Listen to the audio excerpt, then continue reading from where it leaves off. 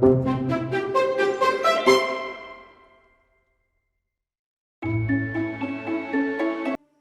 নাও পরি। আরে তুমি, কালকে তো তুমি আমাকে ফুল দিতে মানা করেছিলে না? হ্যাঁ, মানা তো করেছিলাম, কিন্তু এটা আমি তোমার জন্যই এখন এনেছি। ঠিক আছে। পরি সেই ফুল নেয় আর খেয়ে বলে, ধন্যবাদ। না, এভাবে চলবে না। 3টি ইচ্ছে আমার তোমায় পূরণ করতেই হবে। একটা জঙ্গলে দুটো হরিণ, লম্বু আর ছোট হরিণ থাকতো, কিন্তু দুজনে একে অপরের একদম বিপরীত ছিল। ছোট, তুই তো হরিণ জাতির নামটা পুরোপুরি ডুবিয়ে দিয়েছিস। এত বাজে ব্যবহার সবার সাথে করিস। তোর নামে সবাই যখন নিন্দে করে, আমার তো মাথাটা হেট হয়ে যায়। তোমার যদি লজ্জা লাগে, তো লজ্জায় একদিন তুমি ডুবেই যাবে। আমার মতন চিল লাইফ থাকলে একটু নির্লজ্জ হতেই হয়, তাতেই মজা আসে। তুই আর শুধরাবি না। কোনোদিনও ভালো কাজ করে দেখবি কত ভালো লাগে। এইভাবে ওদের মধ্যে তর্ক হতো, কিন্তু ছোট হরিণ সবসময় নিজের মনের কথাতেই চলতো। একদিন ছোট হরিণ বাগানে কিছু ফুল দেখতে পায়। আরে বাহ, এই ফুল তো কি সুন্দর রসে ভরা। চলো, এটা খাওয়া যাক। তো ফুলগুলো খেতে লাগে। আর কিছু দূরে লম্বু হরিণও সেই ফুলই খাচ্ছিল। ফুল খেতে খেতে ওরা বলে, পেটটা ভরে গেল। চলো, এই ফুলগুলো নিজের বাড়িতে নিয়ে যাই, কাল কাজে দেবে। ওদিকে লম্বু হরিণ ভাবে, চলো, কালকের জন্য কিছু ফুল আমি এখন থেকে নিয়ে যাই। ছোট হরিণও ফুল তোলে আর সেগুলোকে নিজের গুহায় নিয়ে রাখে। ওদিকে লম্বু হরিণও কিছু ফুল তোলে আর নিয়ে নিজের গুহায় চলে আসে। বাহ, কাল অবধি হিসেব মিটে গেল। যাই, একটু ঘুম দিয়ে আসি। তখনই একটা পরী সেখান দিয়ে যাচ্ছিল। ওহ, কি ক্লান্ত লাগছে, যদি নীলগিরির ফুল পেতাম তাহলে ভালো হতো। তখনই ও নাকে ফুলের গন্ধ যায়। আরে, এটা তো নীলগিরির ফুলের গন্ধ। আর ওই ফুলের গন্ধ শুকতে শুকতে ছোট হরিণের গুহায় পৌঁছায়। আরে, তুমি তো একটা পরী। আমার না খুব খিদে পেয়েছে, আর এই ফুল আমার খুব প্রিয়।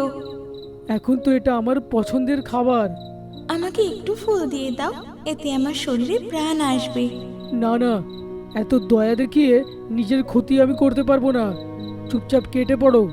পরি বেচারি কষ্টে শিষ্টে এগিয়ে যায়। কিছু দূর এগিয়ে ও আবার ফুলের গন্ধ পায়। আবার এই গন্ধটা কোথা থেকে? আমি তো আর চলতেও পারছি না। আর মাথা ঘুরিয়ে ওখানে পড়ে যায়। আরে, তুমি তো একটা পরী। কি হয়েছে তোমার? এই যে ফুলের গন্ধ আসছে না, আমাকে ঠিক হতে গেলে সেটাই খেতে হবে, না খেলে যা খুশি হতে পারি। এই সুগন্ধ তো সেই ফুল থেকেই আসছে, যেটা আমার গুহায় আছে। আমি এখনই আনছি। লম্বু হরিণ তক্ষুনি নিজের গুহায় যায় আর নিজের সাথে সেই ফুল নিয়ে আসে। নাও পরী, খেয়ে নাও। পরি সেই ফুলগুলো খায়, তারপর এবার শান্তি পেলাম। আর আবার ও উড়তে লাগে। তোমাকে অনেক অনেক ধন্যবাদ প্রিয় হরিণ। বলো, তুমি কি চাও? না, কিচ্ছু চাই না আমার। তুমি আমার প্রাণ বাঁচিয়েছো, তার বদলে 3টি ইচ্ছে পূরণ করব। ঠিক আছে, প্রথম হলো, আমাদের জঙ্গলে যে খরগোশগুলো আছে তারা খুব চিন্তিত, কারণ গাজর খাওয়ার জন্যে ওদের জমিতে যেতে হয়। ওদের যদি সাহায্য হতো। দ্বিতীয় হলো, আমাদের এই যে পুকুরটা খুব নোংরা, ওটা যদি পরিষ্কার হয়ে যেত। আর তৃতীয়টা আমার নিজের জন্য, আমার এই যে গুহাটা আছে খুব পাতলা আর পাথর, যদি ঘাস হয়ে যেত। এটা শুনে পরি নিজের ছড়ি ঘোরায়। জঙ্গলে গাজরের একটা ক্ষেত হয়ে যায়। সেটা দেখে অনেক খরগোশ সেখানে আসে। আরে বাহ, আমাদের জঙ্গলে গাজর। তারপর পুকুরে সব নোংরা পরিষ্কার হয়ে যায় আর লম্বু হরিণের গুহায় সবুজ সবুজ ঘাস জন্মায়। আরে বাহ, লম্বু হরিণ তখনই ওখানে বসে পড়ে আর ওর মুখে যেন শান্তির হাসি ফুটে ওঠে। ধন্যবাদ পরি। এবার আমি আসি, এটা বলে পরি উড়ে যায়। পরের দিন সকালে ছোট হরিণ উঠে ওর গুহার সামনে গাজরের ক্ষেত দেখতে পায়। আরে, গাজরের চাষ! কিছু খরগোশ সেখানে গাজর খাচ্ছিল। আরে, এই গাজরের চাষ এক রাতে কি করে সম্ভব? এটা তো আমাদের জন্য লম্বু হরিণ এনেছে। লম্বু? হ্যাঁ, ও তো আর তোর মতো নয়, সবার জন্য খুব ভালো চিন্তা করে। হ্যাঁ, বড় মনের মানুষ। এটা বলে ছোট হরিণ পুকুর ধারে যায়। আরে, এই পুকুর আজ এত পরিষ্কার কি করে? এই পুকুরটা লম্বু হরিণ পরিষ্কার করেছে। কোথায় এ আর কোথায় তুই? মনে হয় না যে দুজন ভাই। লম্বু তো বাড়াবাড়ি করছে এখন। ছোট হরিণ তারপর লম্বু হরিণের গুহার কাছে যায়। আরে, এই এত ঘাস তোর গুহার বাইরে কি করে? এই ঘাসটা আমায় কাল পরি দিয়েছে। তাকে আমি ওই ফুলটা খাইয়েছিলাম, তারপর 3টে ইচ্ছে পূরণ করেছে। প্রথমে খরগোশের গাজর, তারপর পুকুর, আর তারপর এই ঘাস। আর 3টে আমার কমপ্লিট। এ বাবা, মস্ত বড় ভুল হয়ে গেল যে। ছোট হরিণ তারপর নিজের গুহায় যায় আর সেখান থেকে সেই ফুল তোলে। তারপর সেই পরীকে খুঁজতে লাগে। কোথায় রে পরি? কোথায় চলে গেলে? তখনই একটা গাছের নিচে সেই পরীকে দেখতে পায় ও। এই নাও পরি। আরে, তুমি? কালকে তো তুমি আমাকে ফুল দিতে মানা করেছিলে না? হ্যাঁ, মানা তো করেছিলাম, কিন্তু এটা আমি তোমার জন্যই এখন এনেছি। ঠিক আছে। পরী সেই ফুল নেয় আর খেয়ে বলে, ধন্যবাদ। না, এভাবে চলবে না। 3টে ইচ্ছে আমার তোমায় পূরণ করতেই হবে। ঠিক আছে, বলো।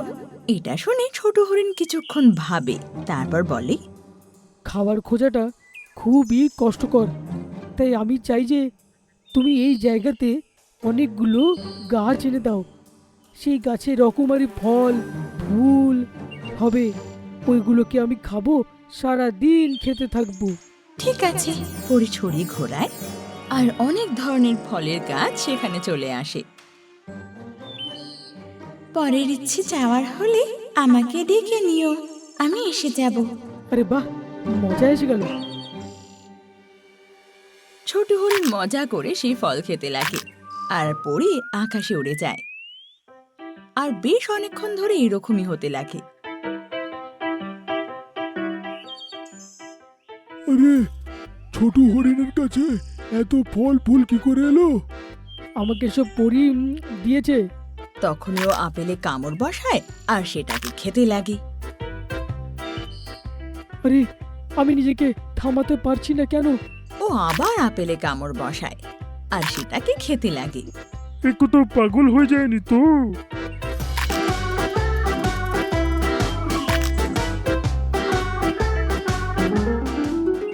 ছোট ব্যাস, আর খাস না তুই, তোর পেট তো ফুলেই যাচ্ছে। আমি তো খেতে চাই না পরি। তখনই পরী সেখানে আসে। কি হয়েছে? আমার খাবার নেই, আমাকে থামাও। তুমি তো চেয়েছিলে যে সারা দিন বসে আরাম করে খেতে থাকবে, তাই তো এটা হচ্ছে। আরে বাপ রে! এটা বলে ও আবার একটা আপেলে কামড় বসায়। ঠিক আছে, আমি থামিয়ে দিচ্ছি। পরী জাদু করে আর ছোট হরিণ খেতে খেতে থেমে যায় আর ওখানকার সব গাছও অদৃশ্য হয়ে যায়। হে ভগবান! ছোট হরিণ তখনই মাটিতে পড়ে লম্বা লম্বা শ্বাস নিতে লাগে। পরি, পেটটা আমার ঠিক করে দাও, না হলে তো এটা ফেটে যাবে। ঠিক আছে, করে দিচ্ছি। পরী জাদু করে আর ওর পেট ভেতরে চলে যায়। ধন্যবাদ। আচ্ছা পরি, দ্বিতীয় ইচ্ছেটা পূরণ করে দাও। দ্বিতীয় না, তোমার এখন সবকটা ইচ্ছেই পূরণ হয়ে গেছে। 3টে মানে? মানে হলো, প্রথম ইচ্ছে ছিল সারাদিন ধরে খাবো, দ্বিতীয় ইচ্ছে ছিল খাবার থামিয়ে দেব, আর তৃতীয় ইচ্ছে ছিল তোমার পেট যেন ভেতরে ঢুকিয়ে দিই আমি। এটা শুনে ছোট হরিণের মুখ যেন ফ্যাকাশে হয়ে যায়। এ বাবা, তুই যা চেয়েছিস শুধু নিজের জন্য চেয়েছিস, তাই জন্য কোনো লাভ হয়নি। অন্যর যদি তুই ভেবে ভাবতিস তাহলে তোর লাভটা হতো। পরি, আমার কাছে এখনো ফুল আছে, চলো তোমাকে আমি খাইয়ে দিই। এটা শুনে পরি জোরে বলে ওঠে, না! আর তখনই আকাশে উড়ে যায়। আর বাকি পশুরা নিজের পেট ধরে জোরে জোরে হাসতে লাগে।